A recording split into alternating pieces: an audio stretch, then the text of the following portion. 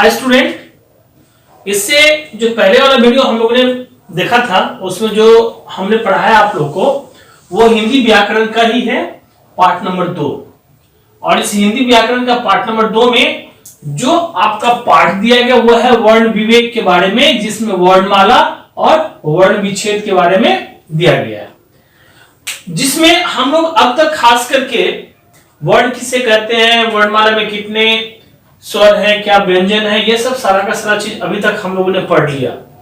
वर्णों के भेद, इसके बाद में जो मात्राएं वगैरह थी, स्वर की जो भी मात्राएं थी, 11 हम लोग स्वर पढ़े थे, वो सारी की सारी मात्राएं वगैरह भी हम लोग इससे पिछले वाला वीडियो जो मतलब दिया गया था उसमें आप लोगों को समझाया गया है।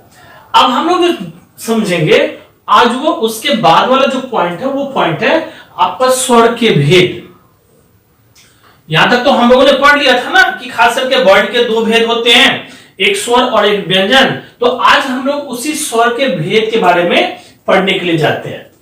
कहते हैं इसमें ना खास करके हम लोग स्वर के भेद के बारे में देखें तो उच्चारण में लगने वाले समय के अनुसार से स्वर को 3 भाग में बांटा गया है। स्वर के कितने प्रकार हो गए? 3 प्रकार हो गए, इनको 3 भागों में बांटा गया है। एक है, अब आते हैं हम लोग एक एक करके, एक है ह्रस्व स्वर, दूसरा है आपका दीर्घ स्वर और तीसरा जो है वो प्लुत स्वर। अब हमने यहां पर में एक डेफिनेशन बताया स्वर के भेद के बारे में कि इनको जो 3 प्रकार में बांटा गया है खास करके वो उच्चारण में लगने वाले समय। अब उच्चारण में लगने वाले समय से क्या मतलब है आपका, ये चीज भी अब समझना जरूरी है।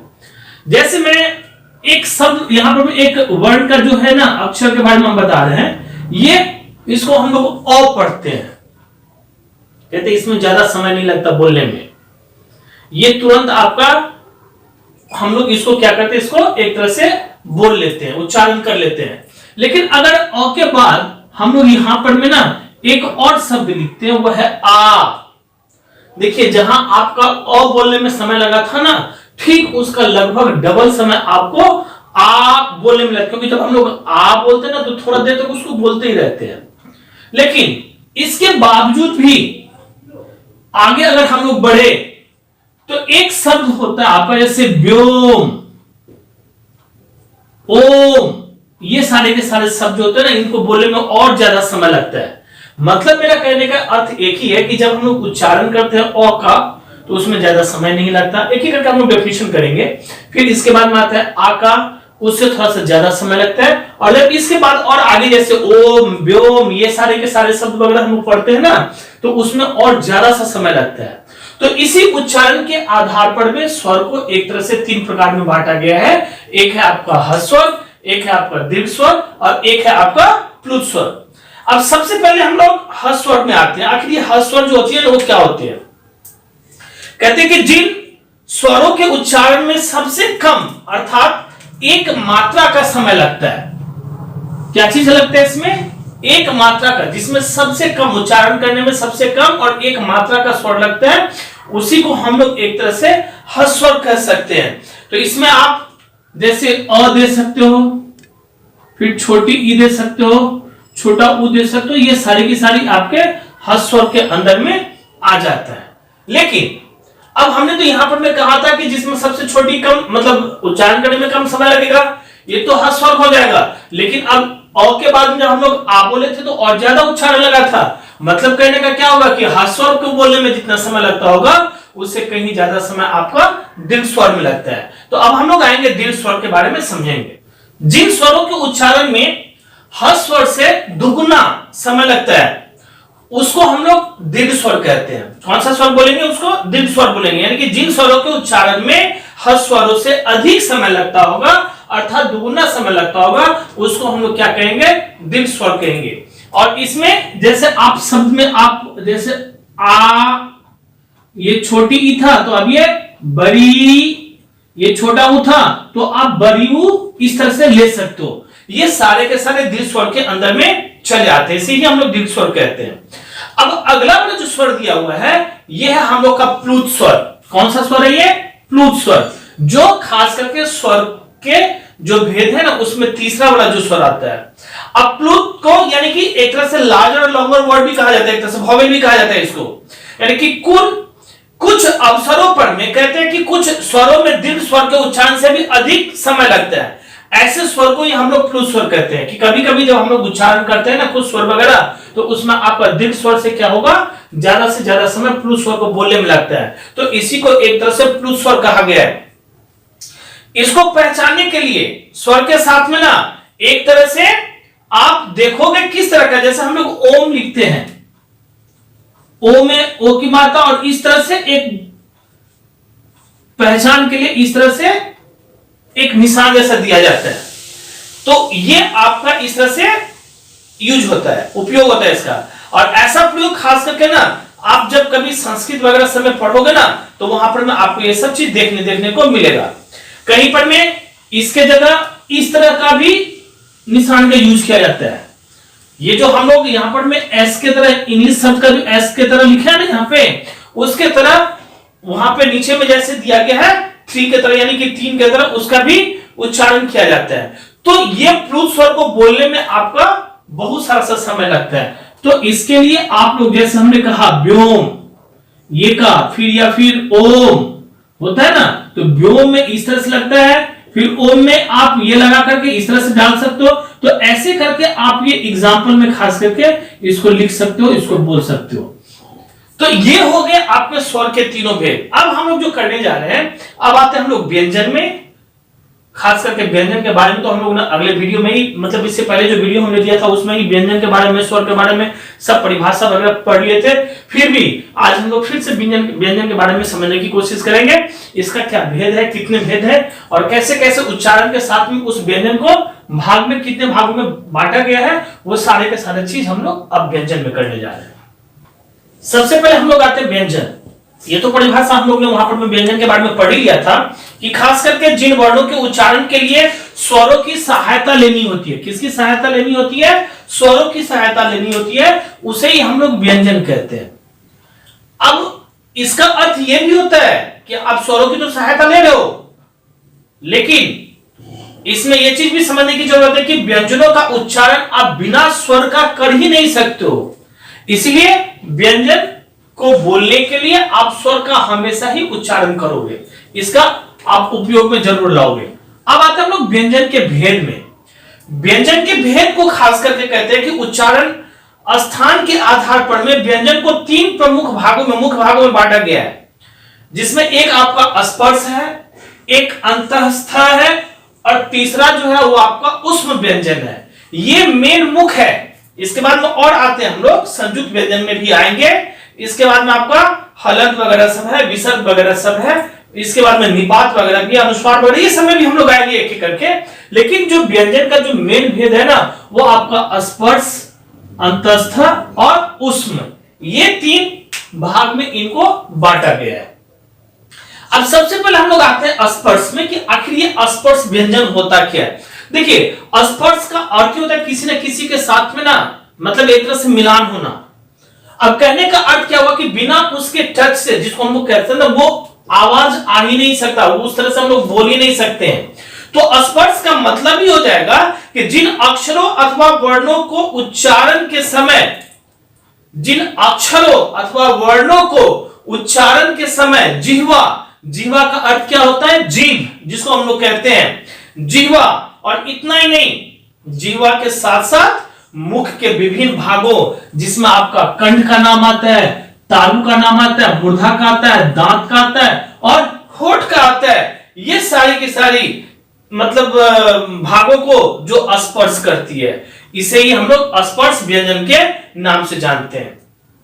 अगर हम लोग स्पर्श व्यंजन की बात करते हैं ना, तो ये लगभग 27 है आपका।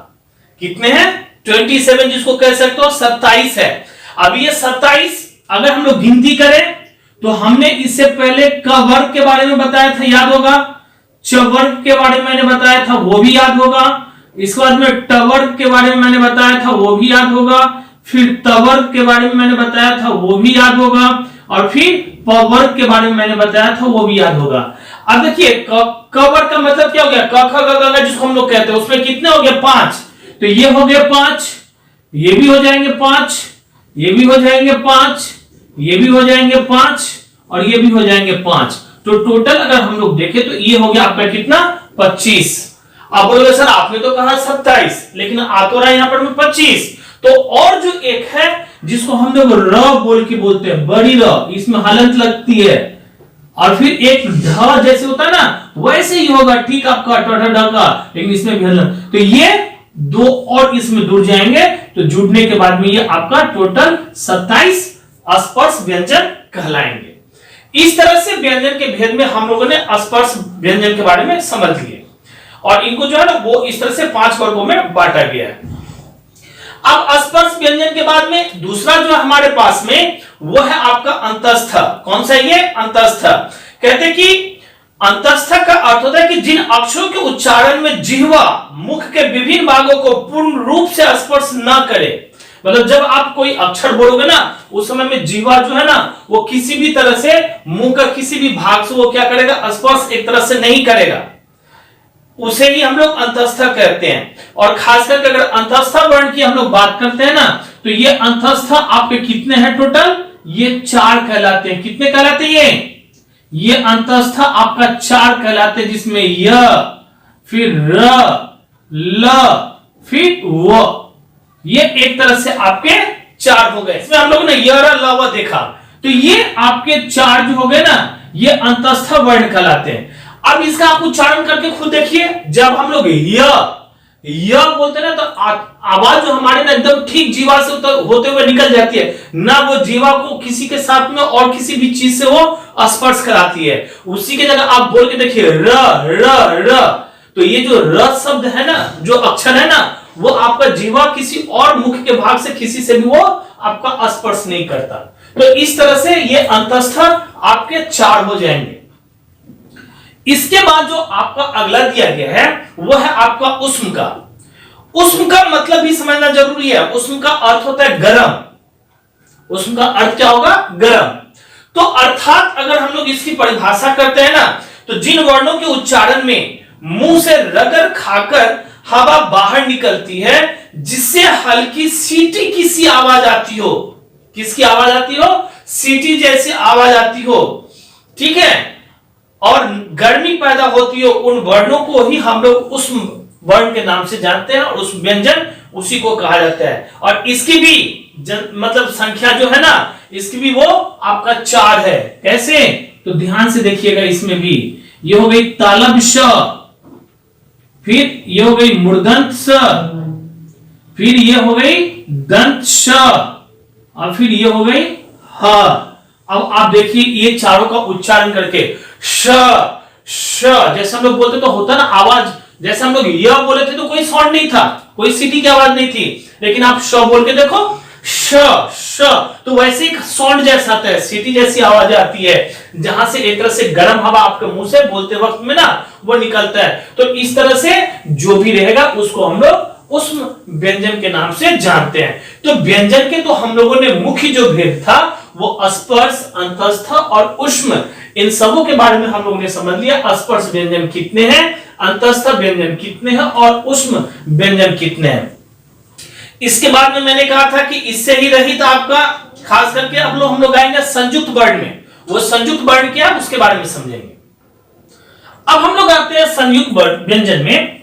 संयुक्त को अगर हम लोग सही से अगर पढ़ते हैं ना तो युक्त होना, युक्त का अर्थ है किसी और के साथ मेल होना, मतलब उसमें और कोई ना कोई ऐसा वर्ण होगा जो जुड़ा हुआ होगा, इसलिए संयुक्त हो गया है। अब सबसे पहले हम लोग इसकी डेफिनेशन समझते हैं क्या कि ये है क्या, इसका जो परिभाषा होगा संयुक्त व्यंजन का वो क्या है। तो संयुक्त वर्ण कहता है कि जब दो व्यंजन आपस में मिल जाते हैं तो इनका एक तरह से रूप बदल जाता है। क्या होता है? जब दो व्यंजन आपस में मिल जाते हैं तो इसका एक तरह से रूप बदल जाता है, और रूप बदलने के बाद में क्या होता है, इनको अलग प्रकार से भी लिखा जाता है। तो इस प्रकार के जो व्यंजन होंगे वो आपका संयुक्त व्यंजन कहलाएंगे।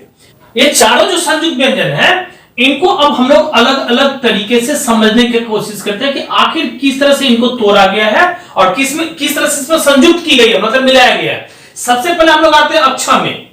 अक्षर में कैसे लिखोगे आप? क में हलंत लगाओगे और फिर मूर्धन्य स लिखोगे, ठीक है। फिर त्र को लिखने के लिए त में हलंत लगाओगे फिर प्लस र लिखोगे। स्र को लिखने के लिए स में हलंत लगाओगे फिर प्लस र लिखोगे, तालब श। अब इसके बाद में ज्ञ में आ जाओगे तो ज में हलंत लगा के फिर उसको हम लोग यह लिखेंगे। तो ये एक तरह से पूरा का पूरा आपका संयुक्त व्यंजन, ये जो चार थे ना, उसके बारे में हम लोगों ने समझ लिया। अब इसके बाद में भी अभी व्यंजन खत्म नहीं हुआ आपका, और बहुत सारे हैं। इसमें फिर हम लोग हलंत में जाएंगे, फिर इसके बाद में अनुस्वार वगैरह भी है उसमें भी जाएंगे, विसर्ग वगैरह है उसमें भी जाएंगे। ऐसे करते करते और कुछ पॉइंट है, उसके बाद में आपका वर्ण विच्छेद भी रह गया है, वो भी स्टार्ट होगा। तो पहले हम लोग धीरे धीरे करके एक एक करके बढ़िया से समझते चले जाते हैं, बनाते चले जाते हैं। जैसे ही मेरा स्वर और व्यंजन पूरा कंप्लीट हो जाएगा, कुछ शब्द वगैरह हम देंगे ऐसे बना बनाकर लिखने के लिए आप लोगों को, फिर उसका भी प्रैक्टिस होगा, और जो वर्ण विच्छेद हो गए वो भी करवाएंगे। फिर उसमें से भी आपका कुछ होमवर्क रहेगा, वो भी आप लोग प्रैक्टिस करोगे घर में। इसी तरह से हम लोग ये कंप्लीट करते चले जाएंगे।